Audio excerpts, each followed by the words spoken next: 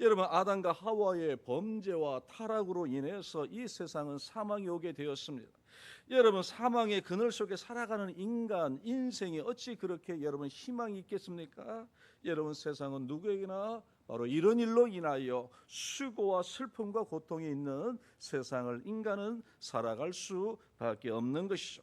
그래서 우리가 이 세상을 살아가다 보면 우리가 어려움이 있을 수 있고요, 고통이 있을 수 있고, 우리가 때로는 위기를 만나서 그 위기 속에서 우리가 때로는 힘들게 살아갈 때 있습니다. 특별히 하나님의 자녀들이 하나님의 말씀을 따라서 살아가려고 하는데도 어려움을 만나고 위기를 만날 때가 있는 것이죠. 여러분, 창세기 12장에 보시면 우리 믿음의 조상 아브라함은 하나님의 말씀을 따라서 가족을 이끌고 하나님이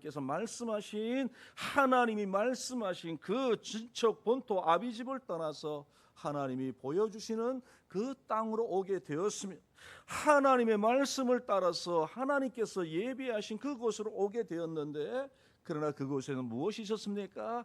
기근도 있었고요, 어려움도 있었고요, 참으로 힘들게 살아가는 그런 삶의 과정들이 그를 기다리고 있었던 것이죠.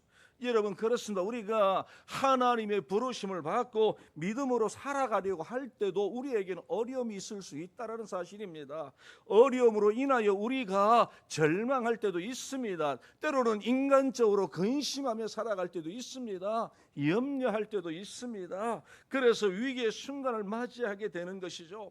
근데 문제는 우리가 그런 위기의 순간 속에서 우리가 어떻게 살아가야 하나님이 원하시고 하나님이 기뻐하시는 인생을 살아갈 수 있는지, 오늘 우리는 이 본문의 말씀을 통해서 우리가 함께 은혜를 나누길 원합니다.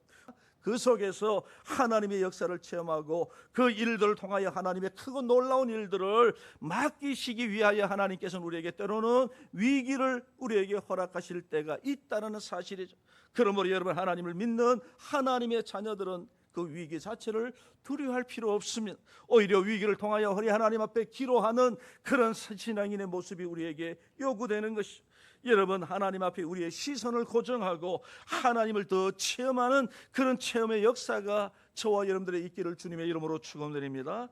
기도를 통해서 불가능을 가능하게 만드시는 하나님의 놀라운 역사를 하나님 우리로 하여금 체험하게 하시려고 하나님께서는 우리에게 때로는 위기를 더하여 주실 때가 있는 것이, 여러분, 그러므로 우리가 모두가 인생에서 만나는 위기를 하나님을 의지하는 믿음으로 하나님 앞에 기도하는 기도의 시간을 통해서 더욱더 아름답고 멋지게 감당하시는, 그래서 하나님의 역사와 하나님의 능력을 체험하시는 그런 저와 여러분들 되시길 주님의 이름으로 축원드립니다.